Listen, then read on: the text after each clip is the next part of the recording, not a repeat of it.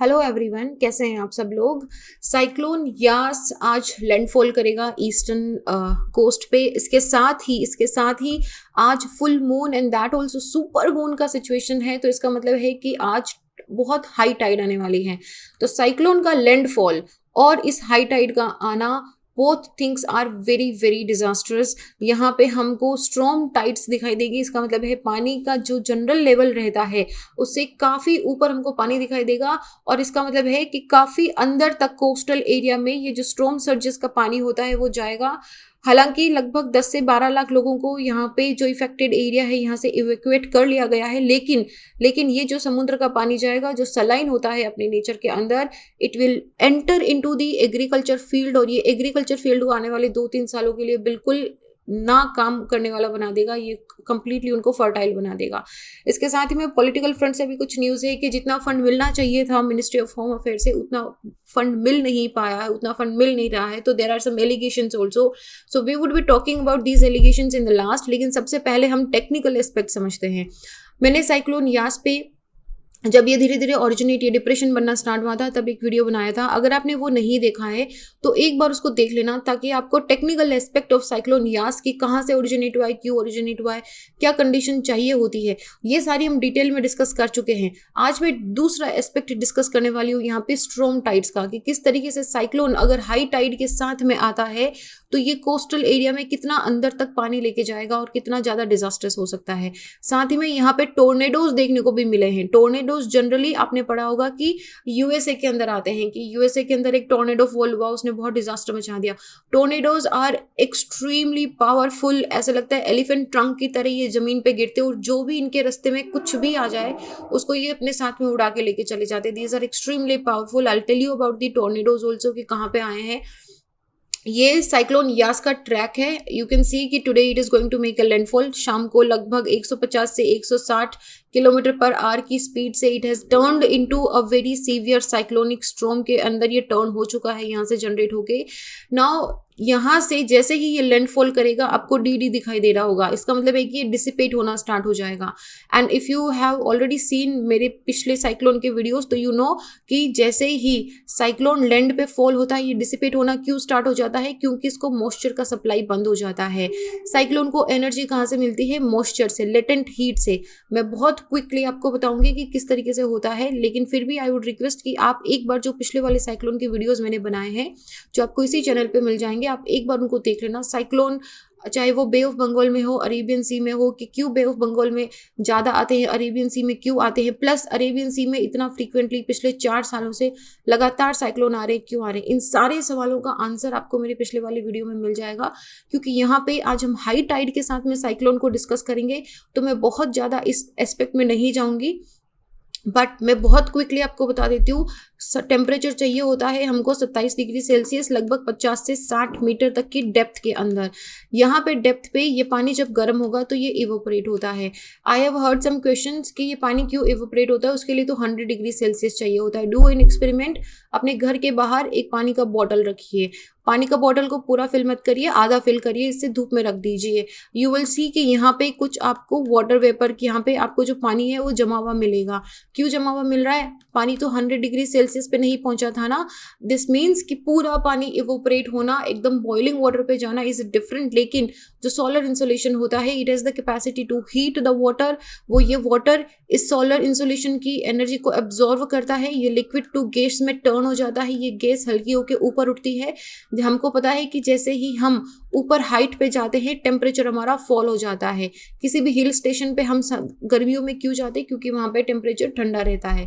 तो जैसे ही temperature low होगा, ये गैस फिर से लिक्विड के अंदर कन्वर्ट हो जाएगी, कंडेंसेशन होगा। कंडेंसेशन के ड्यूरेशन के अंदर एक एनर्जी रिलीज होती है, लेटेंट हीट। लेटेंट हीट कौन सी है? जो इसने यहाँ पे एब्जॉर्व करी थी। ये लेटेंट हीट इसको हीट प्रोवाइड करता है, एनर्जी प्रोवाइड करता है। साइक्लोन को इसी तरीके से एनर्जी मिलती है, जितना ज़्यादा इवोपरेशन होगा, जितना ज़्यादा लेटेंट हीट का रिलीज होगा, साइक्लोन उतना ही ज़्यादा डिजास्टर्स होता है। लेकिन जैसे ही ये साइक्लोन लैंड पे फॉल होगा, जैसे ही इस साइक्लोन ने ज़मीन पे यहाँ पे ये गिरा आना स्टार्ट हुआ, इसको सॉइल मॉइस्चर जो है वो बंद हो जाएगा, मतलब इसको एनर्जी मिलना बंद हो जाएगा और धीरे धीरे ये डिसिपेट होना, एज यू कैन सी कि धीरे धीरे ये 50, 60, 70 की स्पीड पे आ जाएगा, जो अभी 160, 170 की स्पीड पे हो रहा था। ठीक है, सो this is just the basic term. Cyclone Yaas के लिए 112 एनडीआरएफ की टीम, जो कि साइक्लोन ताउते के अंदर भी पूरे वेस्टर्न कोस्ट के अंदर यहाँ पे लगा दी गई थी। सिमिलरली यहाँ पे भी ईस्टर्न कोस्ट के अंदर यहाँ पे एनडीआरएफ ने अपनी टीम लगा दी है। Orissa and West Bengal particularly, क्योंकि यहाँ पे इसका लैंडफॉल हो रहा है, सबसे ज्यादा इम्पैक्ट यहीं पे देखने को मिलेगा, तो यहाँ से लोगों को इवैक्यूएट कर दिया गया है। साइक्लोन, ये जो साइक्लोन है it is going to have an speed of around 150 से 170 किलोमीटर पर आवर की स्पीड पे होगा, and it has turned into a very severe cyclone. 12 lakh से ज्यादा लोगों को स्टॉर्म शेल्टर्स के अंदर ले जाया गया है। वी ऑलरेडी नो दिस, ये सब हमने पढ़ लिया है। What I want you to focus इसकी, इसका जो पेरिफेरल स्टॉर्म है वो उड़ीसा और वेस्ट बंगाल के कोस्ट के साथ में इसके जो पेरिफेरल एरिया है, इवन झारखंड तक भी ये पहुंचेगा। झारखंड तक प्रोबेबली आपको ईस्टर्न यूपी के आसपास तक अच्छी खासी बारिश हो सकती है, कि नेपाल वाले एरिया तक भी आपको बारिश यहाँ पे मिल सकती है। And according to IMD, cyclone Yaas eastern coast को 185 kilometre per hour which is into extremely severe condition, ये यहाँ पे हिट करेगा। और यहाँ पे उड़ीसा एंड वेस्ट बंगाल के अंदर रेड कोड वार्निंग, जो पहले ऑरेंज थी, ऑरेंज से इसको रेड कोड के अंदर कन्वर्ट कर दिया गया है। जितनी भी ट्रेन हैं, जितने भी एयरपोर्ट्स हैं, अगले कुछ दिनों के लिए उन सबको बंद कर दिया गया है। And it has been said कि ये नॉर्थ उड़ीसा से वेस्ट बंगाल कोस्ट के बीच में पारादीप और सागर आइलैंड से होकर निकलेगा। And these areas, Paradip, Sagar island, Balasore, ये एरियाज वो हैं जहाँ पे हाई टाइड का सिचुएशन भी देखने को मिलेगा। तो दीज आर द एरियाज जहाँ पे सबसे ज्यादा डेंजर होने की सिचुएशन है। तो यहाँ पे वेस्ट बंगाल के अंदर जीनोम सीक्वेंसिंग के लिए एक national institute of biomedical genome भी है कोलकाता में, जिसको टेम्पररी शट कर दिया गया है, ताकि इसकी जो मशीन्स हैं, this are very sophisticated machines, अगर वहां पे किसी भी तरह का शेकिंग या तेज हवा चलती है तो उनका जो कैलकुलेशन है वो खराब हो जाता है, तो उनको अभी बंद कर दिया गया है। And this is just additional information for your prelims कि national institute of biomedical genomes जो है, जीनोमिक्स जो है, ये वन ऑफ द 10 लैब्स है जहां पे जीनोम सीक्वेंसिंग किया जा रहा है कोविड का, कि कोविड को आइडेंटिफाई करा जा सके, किस तरीके से कोरोना वायरस जो म्यूटेट हो रहा है इसको आइडेंटिफाई करा जा सके। This is just an additional information for the prelims point of view I have kept here. Now come to the point कि फुल मून एंड साइक्लोन दोनों एक साथ आ रहे हैं। इसकी वजह से हुगली के पास में जो पानी का लेवल है वो 23 फीट तक, from the low level tide to 23 feet is a very very high distance. पानी के मामले में अगर बात करो तो इसका मतलब है कि वो बहुत अंदर कोस्टल एरिया में जाएगा। And this coincidence of the spring tide, हम पढ़ेंगे क्या होता है स्प्रिंग टाइड और क्यों हाई टाइड आ रही है ग्रेविटेशनल की वजह से। आई विल टॉक अबाउट कि किस तरीके से साइक्लोन एंड टाइडल का जो ये मर्जिंग हो रहा है, ये क्यों dangerous. I will tell you about the technical aspect of this also. लेकिन अभी समझने की बात ये है कि दीघा या फिर सुंदरवन, ये ऐसे एरियाज हैं जहां पे पानी 23 फीट ऊपर तक दिखाई देगा, which is not normal. Amphan में भी इतना पानी नहीं था, ताउते के अंदर भी पानी जो है इतना हाई लेवल पे नहीं गया था। नाउ पानी के हाई लेवल पे जाने के 2-3 एस्पेक्ट होते हैं। ये क्या करता है कि आसपास के एरिया के अंदर फ्लड लेके आ जाता है। और टाइडल वेव भी, मतलब ऐसा समझो कि हवा बहुत तेजी से चल रही है, 160, 170, 180 किलोमीटर की आवर स्पीड से हवा चल रही है, और उसी डायरेक्शन के अंदर टाइड भी आ रही है। मतलब समझ रहे हो आप कि पानी ऊपर ऑलरेडी उठा हुआ है और ऊपर से हवा इतनी तेजी से चल रही है। देन आप इमेजिन करो कि ये जो हाई टाइड का पानी है ये कितना दूर तक जाएगा और कितना दूर तक जाके गिर के डेवस्टेशन को फैलाएगा। ऑफिशियल ने बोला है कि लगभग देखो यहाँ पे क्या है कि दिन में दो बार हाई टाइड, दिन में लो टाइड वाला एरिया है हमारा इंडिया का जो ईस्टर्न कोस्ट है। तो यहाँ पे sea and river they are expected to meet the high tide 2 घंटे, एटलीस्ट 2 घंटे फ्रॉम 9:30 बजे से, और उसके बाद में सेम ड्यूरेशन रात को 9 बजे 26 तारीख को आज शाम को 9 बजे भी यहाँ पे हाई टाइड का होगा। And this is almost this time only जब ये लैंडफॉल करेगा, this is almost the same time, इसीलिए यहाँ पे मॉन्स्ट्रस इम्पैक्ट होगा। Are you understanding what I am trying to explain to you कि ये ऑलरेडी हवा बहुत तेज है। ऑलरेडी साइक्लोन को जब लैंडफॉल करता है तो वो अपनी मैक्सिमम स्पीड के अंदर होता है। इसी मैक्सिमम स्पीड के अंदर जब ये हाई टाइड को मिलेगा तो it will trigger the waves. और जो पास में यहाँ पे क्या है कि सुंदरवन वाला एरिया क्या है, डेल्टिक एरिया है। डेल्टिक एरिया मतलब क्या है कि बहुत सेडिमेंटेशन है यहाँ पे। सेडिमेंटेशन का मतलब हुआ कि मड है बहुत ज्यादा, तो यहाँ पे ये पानी मडी सेडिमेंटेशन सबको कोस्टल एरिया के अंदर लेके जाएगा और ये सी वाटर जो है एग्रीकल्चर के अंदर हो जाएगा। तो यहाँ पे एम्बैंकमेंट्स बनाए जाते हैं। एम्बैंकमेंट्स क्या होते हैं कि यहाँ पे ऐसे ऊंची दीवार टाइप बनाई जाती है ताकि जो हाई टाइड का पानी है या फिर जो साइक्लोन है उसको थोड़ा स्पीड कम कर दे। बट यहाँ पे दोनों चीजें, दोनों दुश्मन एक साथ आ रहे हैं। हाई टाइड भी एक साथ आ रही है, हाई टाइड के साथ में साइक्लोन भी आ रहा है। तो इसकी वजह से जो एम्बैंकमेंट्स बनाए गए हैं, जो यहाँ पे दीवार बनाई गई है, वो इसको प्रिवेंट नहीं कर पाएगी। प्रॉपर्टी और लाइफ्स का इतना ज्यादा लॉस नहीं होगा क्योंकि लाइफ मोस्टली इवैक्यूएट कर लिया गया है। लेकिन सबसे ज्यादा नुकसान अगर वो किसी को होगा तो वो होगा किसानों को होगा, क्योंकि यहाँ पे साइक्लोन उनके हर साल किसानों के खेत तो डिस्ट्रॉय कर ही देता है, लेकिन इस बार हाई टाइड से जो सॉल्ट वाटर है वो सॉल्ट वाटर एग्रीकल्चर लैंड में चला जाएगा। And once this is gone, और मोस्टली सुंदरवन में आसपास में एग्रेरियन इकोनॉमी है। ये लोग राइस फेलो सिस्टम, मतलब साल में 2 बार राइस और 1 बार जमीन को खाली छोड़ते हैं। तो अभी उन्होंने राइस का खेती करा हुआ है, तो यहाँ पे ये पूरा राइस फार्मिंग सिस्टम है, ये पूरा का पूरा डिस्ट्रॉय हो जाएगा सलाइन वाटर की वजह से।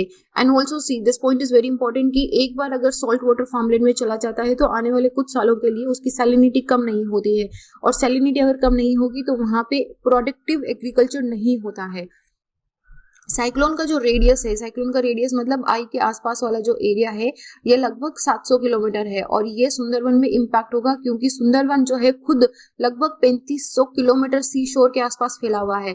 तो this is going to have a huge negative impact on the mangroves also. If you remember, Amphan जब आया था, हमने सुंदरवन एंड साइक्लोन का बहुत पहले एक वीडियो करा था। इफ यू हैवंट सीन, मैं यहाँ पे लिंक नहीं डाल सकती उसका, लेकिन मैं आपको बोल सकती हूँ कि अब सुंदरवन एंड साइक्लोन का मैंने एक स्टडी आई के ऊपर वीडियो बनाया था। जस्ट वॉच दैट वीडियो कि किस तरीके से जो साइक्लोन्स हैं they are actually impacting the mangroves, किस तरीके से मैनग्रोव का जो पॉपुलेशन है वो कम से कम होता जा रहा है। Now Bay of Bengal generally, अब मेरी बात बहुत ध्यान से सुनना, अगर अभी तक आपका अटेंशन कहीं और था, please bring your attention here, this is very important.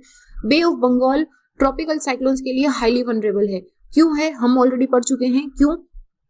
क्योंकि एक तो इसके अंदर, फिर से मैं फटाफट से क्विकली रिवाइज करा देती हूँ, यहाँ पे क्या है कि वार्म वाटर है, पानी का मिक्सिंग ज्यादा होता नहीं है, हवा बहुत तेजी से चलती नहीं है, तो यहाँ पे सोलर इंसोलेशन की वजह से ये पानी गर्म होता है और लगभग 50 से 70 मीटर की डेप्थ तक ये पानी अच्छा खासा गर्म रहता है। तो pre and post monsoon cyclones यहाँ पे बे ऑफ बंगाल के अंदर बहुत आते हैं और डिजास्टर्स भी आते हैं। नाउ ये जो बे ऑफ बंगाल के अंदर हम पूछेंगे कि इतना ज्यादा डिजास्टर्स क्यों होता है। देखो, एक तो कोलकाता उड़ीसा ये ऐसा एरिया है जिसमें one of the highest population density है। दूसरा, ये जो एरिया है ये हाई टाइड रेंज के अंदर आता है। तो जब इस तरह की सिचुएशन बनती है कि साइक्लोन प्लस हाई टाइड साथ में आ रही है, तो फिर तो मतलब हम ऐसे हाथ खड़े कर देती है सरकार भी बहुत बार। शेलो डेल्टिक एनवायरमेंट है यहाँ पे, क्योंकि बहुत सारी जो रिवर्स है वो ड्रेन होती है बे ऑफ बंगाल में, तो यहाँ पे शेलो डेल्टिक एनवायरमेंट है। शेलो डेल्टिक एनवायरमेंट का मतलब है, देखो एनसीईआरटी में अगर आपने सिंपल सा कॉन्सेप्ट पढ़ा है, वेव के अंदर, ओशन वाटर मूवमेंट के अंदर सबसे पहले पेज के अंदर ही ये चीज देखे रखी है कि जब पानी और इसके ओशन बॉटम के नीचे, पानी की सरफेस और इसके बॉटम के बीच में जब डिस्टेंस कम हो जाती है तो ये पानी अपना एल्टीट्यूड बहुत इंक्रीज कर लेता है। एल्टीट्यूड इंक्रीज करने की वजह से पानी में बहुत ऊपर तक वेव उठती है, तो ये शेलो डेल्टिक एनवायरमेंट उसी कंडीशन को देता है। 2009 में आलिया जब साइक्लोनिक स्टॉर्म आया था तब भी सेम ही चीज हुआ था कि टाइड्स और स्टॉर्म सर्जेस एक साथ में कोइंसाइड हुई थी। पिछले कुछ साल मुझे याद नहीं आ रहा कि मुंबई के अंदर जब बाढ़ आई थी, मुंबई के अंदर बाढ़ आने का भी एक ही रीजन था कि एक तरफ से तो हाई टाइड आ रही है, दूसरी तरफ से बहुत तेज बारिश आ रही है, तो उसकी तरफ से मुंबई के अंदर फ्लडिंग सिचुएशन बन गया था कि जो टाइडल वाटर है वो अंदर एंटर हो गया था। बारिश का पानी इतना ज्यादा नहीं था, लेकिन टाइडल वाटर की वजह से वहां पे फ्लडिंग सिचुएशंस हो गया था। नाउ जनरली स्ट्रॉम सर्जेस जो हैं वो वाटर डेप्थ को इंक्रीज कर देती है। क्यों कर देती है, यहाँ पे डायग्राम के अंदर देखो, ये मेन सी लेवल है, प्रिडिक्टेड टाइड जनरली यहाँ तक आती है। मैं स्ट्रॉम सर्ज की बात कर रही हूँ, का मतलब है कि ये जो एरिया जहाँ पे हम आराम से घूमते हैं, ये एरिया स्ट्रॉम टाइड का हो जाता है। यहाँ पे स्ट्रॉम सर्जेस जो है वो जाहिर सी बात है कि पानी थोड़ा सा हाई लेवल पे आके आसपास के कोस्टल एरिया को फ्लडिंग कर देता है। लेकिन अगर ये टाइडल के साथ मिल जाता है तो tidal plus this plus high speed wind, ये पानी बहुत अंदर तक जाके बहुत ये लेवल पे आ जाता है। और दूसरा नुकसान क्या होगा कि हाई टाइड जो है वो लगभग 1 से 2 घंटे के तक रहेगा। हाई टाइड अगर 1 से 2 घंटे तक रहेगा का मतलब क्या है कि ये पानी कोस्टल एरिया के अंदर इतने टाइम तक रहेगा। इसका मतलब है जनरली क्या होता है कि टाइडल पानी आया यहाँ पे और जैसे ही लो टाइड आई यहाँ से चला जाता है, तो ज्यादा देर तक ये कोस्टल एरिया में टिकता नहीं है। और ये जनरली जो हाई टाइड के एरियाज होते हैं ना, वहां तक कंस्ट्रक्शन होता नहीं है, हाई टाइड के एरिया को फ्री रखा जाता है। लेकिन in this situations the water is going inside the city, when it is going inside the city तो फिर आप कुछ नहीं कर सकते यहाँ पे। तो ऐसे में यही देखा गया है कि स्टेग्नेशन हो जाएगा स्ट्रॉम टाइड का, मैक्सिमम सर्च की वजह से हाई वाटर लेवल हो जाएगा जो लगभग 2 घंटे तक स्टैटिक रहेगा, 2 घंटे तक कोस्टल एरिया के अंदर ये पानी जम के रहेगा, जिसकी वजह से एडिशनल डैमेज होगा और प्रोलॉन्ग्ड हाई वाटर लेवल की वजह से। मतलब आप ये समझो कि सलाइन वाटर जब 2 घंटे या 2 घंटे से ज्यादा तक कोस्टल एरिया में रहेगा तो ये बहुत ज्यादा नुकसान करेगा यहाँ पे। So this is what the storm tide is. Storm surges जो होती है वो अब नॉर्मल राइज होती है सी वाटर लेवल के अंदर, पानी अपने नॉर्मल लेवल से काफी ऊपर तक उठ जाता है। और ये जो सर्जेस हैं, जनरली स्टॉर्म सर्ज क्या होता है, देखो स्टॉर्म सर्ज और स्टॉर्म टाइड 2 अलग चीजें हैं, दोनों को कंफ्यूज मत करना। स्टॉर्म सर्ज साइक्लोन की वजह से होता है, ताउते की वजह से भी स्टॉर्म सर्ज आया था, अम्फन की वजह से भी स्टॉर्म सर्ज आया था। मतलब स्टॉर्म साइक्लोन जब जमीन की तरफ आता है, बहुत तेज हवाएं चलती है, बहुत तेज हवाओं के साथ समुद्र का पानी भी कोस्टल एरिया में घुस जाता है, ये होता है स्टॉर्म सर्ज। स्टॉर्म टाइड क्या होता है, जब ये एस्ट्रोनॉमिकल टाइड के साथ मैच हो जाती है, जैसा कि अभी साइक्लोन यास के अंदर सिचुएशन है, उसको बोलते हैं storm tide. Storm tide storm surge से कई गुना ऊपर आती है। एस्ट्रोनॉमिकल टाइड क्या होती है, अभी देखो सिंपली समझो, बहुत सिंपल भाषा में समझा रही हूँ। टाइडल फोर्स क्या होता है, टाइडल हालांकि आपको पता होगा क्या होता है, मैं बहुत क्विकली आपको बताऊंगी कि जो मून, हर एक बॉडी जिसका वेट होता है वो एक उसको बोलते हैं ना ग्रेविटेशनल फोर्स जनरेट करती है। एवरीथिंग, मतलब आप देखो कि इस पेन से लेके इस बॉक्स से लेके हर एक चीज, इवन लाइक बिगर थिंग्स, सन से लेके अर्थ से लेके मून से लेके एवरीथिंग अपने मास के अकॉर्डिंग एक ग्रेविटेशनल फोर्स जनरेट करती है। जो चीज जितनी ज्यादा बड़ी होगी उतना ज्यादा ग्रेविटेशनल फोर्स जनरेट करेगी। ग्रेविटेशनल फोर्स का जो फॉर्मूला होता है वो it is proportional to mass of the subject, कितना ज्यादा उसका वेट है, और इनवर्सली प्रोपोर्शनल होता है आर स्क्वायर के, जितनी ज्यादा डिस्टेंस होगी उतना कम लगेगा। नाउ स्प्रिंग टाइड्स में क्या होता है, दिस इज अभी स्प्रिंग टाइड है। स्प्रिंग टाइड के अंदर ये सन और मून दोनों एक ही डायरेक्शन के अंदर होते हैं। स्प्रिंग टाइड में ये 2 सिचुएशन हो सकती है कि सन यहाँ पे भी हो सकता है और सन यहाँ पे भी हो सकता है। अभी लूनर इक्लिप्स का है, तो this is we are having the spring tide. Spring tide के अंदर जब सन और मून एक ही डायरेक्शन में होते हैं तो इसका मतलब हुआ कि सन और मून की वजह से सन का भी ग्रेविटेशनल पुल लग रहा है, मून का भी ग्रेविटेशनल पुल लग रहा है। आप बोलोगे कि सन तो बहुत दूर है, एग्जैक्टली दूर है, लेकिन it's a very heavy body also. तो हेवी बॉडी प्लस दूर, एंड मून क्या हो गया कि छोटी बॉडी है लेकिन पास में है, तो इन दोनों के पुल की वजह से ये सब कुछ खींचती है। अभी सब कुछ में आप बोलोगे कि हम तो ऊपर नहीं उठ रहे, क्योंकि पॉइंट 1 हमारी बॉडी का वेट है, हम डायनामिक नहीं है, एंड दूसरा हमको अर्थ का जो ग्रेविटेशनल पुल है वो खींच के रखता है। पानी क्यों उठ जाता है, क्योंकि पानी जो डायनामिक है, पानी थोड़ा लूज है। कोई भी जो वाटर होगा आपको लगे, और आपको छोटे बड़े में नहीं दिखेगा कि जैसे ग्लास में या पॉन्ड में नहीं दिखेगा, क्योंकि वो छोटा वाटर बॉडी है, वहां पे लाइक अगर सेंटीमीटर मिलीमीटर में पानी अप होगा तो पता नहीं चलेगा। लेकिन जो बड़ी वाटर बॉडीज होती है, पर्टिकुलरली जो ओशियंस होते हैं, because they are heavy, they are being pulled by the moon. जब मून उनको पुल करता है तो कॉन्टिनेंट क्यों नहीं उठ रहा, क्योंकि कॉन्टिनेंट सॉलिड बॉडी है, continent can not rise, right, वो डिफरेंट है। ये दिस इज वाटर, वाटर को ये पुल कर रहा है। जब ये पुल कर रहा होता है तो यहाँ पे हाई टाइड आती है। अभी हर बोलते ना कि एक्शन एंड रिएक्शन, हर एक फोर्स का एक काउंटर फोर्स भी होता है। तो यहाँ पे इस तरह पे सेंट्रीफ्यूगल फोर्स होता है। सेंट्रीफ्यूगल फोर्स क्या होता है कि आपने लट्टू घुमाया है कभी, यहाँ पे मतलब एक हम लोग डोरी बांध के यहाँ से चारों तरफ इस तरीके से लट्टू घुमाते हैं। जब हम लट्टू घुमाते हैं ना तो वो मेंटेन कैसे रहता है, उसमें 2 फोर्स वर्क करते हैं, एक बाहर की तरफ और एक अंदर की तरफ। तो ये सेंट्रल फिगर फोर्स होता है। सेंट्रल फिगर फोर्स क्या होता है कि अर्थ की वजह से, इसके घूमने की वजह से, इसके रोटेशन की वजह से सेंट्रल फिगर फोर्स होता है जो मून के ग्रेविटेशनल पुल को काउंटर करता है। तो ये इस तरफ होगा, तो 2 तरफ 2 टाइडल बल्ज बनती है एट अ पॉइंट। जब एक ग्रेविटेशनल पुल होता है तो वहां पे 2 टाइडल बल्ज बनती है, एक होती है मून के ग्रेविटेशनल पुल की वजह से, दूसरी होती है सेंट्रल फिगर फोर्स की वजह से। अभी मुझे नहीं पता कि सेंट्रल फिगर फोर्स को हिंदी में क्या बोलते हैं, आई एम रियली सॉरी, मैंने पहले गूगल करना चाहिए था, मैंने नहीं देखा, बट ये सेंट्रल फिगल फोर्स होता है। नाउ दिस सेंट्रल फिगल फोर्स और ग्रेविटेशनल पुल की वजह से आता है। नाउ 2 तरह की टाइड होती है जनरली, नीप टाइड एंड स्प्रिंग टाइड। नीप टाइड के अंदर मून और सन 2 है 90 डिग्री में रहते हैं, तो इससे क्या हुआ कि ग्रेविटेशन डिवाइड हो गया, एक में 90 डिग्री हो गया, मतलब एक इधर से खींच रहा है, एक इधर से खींच रहा है, तो पानी कंफ्यूज हो जाता है, बोलता है कि मैं थोड़ा इधर चला जाता हूँ, थोड़ा इधर चला जाता हूँ। ओके, स्प्रिंग टाइड के अंदर मून एंड सन एक ही अलाइनमेंट में रहते हैं, तो इससे क्या होता है कि सारा पानी एक ही तरफ, high tide, you can see in the diagram also, ये हाई टाइड है, बहुत हाई टाइड है, ठीक है, और ये टाइडल बल्ज इससे कंपैरेटिवली छोटा है। तो अभी हम जो देख रहे हैं वो स्प्रिंग टाइड है। तो ये स्प्रिंग टाइड की वजह से cyclone Yaas, full moon, lunar Eclipse and water surges की वजह से साइक्लोन यास जो है वो पानी को कोस्टल एरिया में बहुत अंदर तक लेके चला जाएगा। नाउ आई होप कि आपको समझ आया होगा कि किस तरीके से साइक्लोन यास फुल मून के साथ अपने रिलेशन में और भी ज्यादा डेंजरस बन रहा है। Then there is a tornado also, ये टोर्नेडो आया था, इसने घर की छतें, even it has been also reported कि 2 लोगों की डेथ हो गई थी टोर्नेडो की वजह से। ये इट्स लाइक देखो आप इसको, सब कुछ, एवरीथिंग इट टुक अवे, इतनी बड़ी ईस्ट पेड़ का रूट था, एवरीथिंग इट टुक अवे।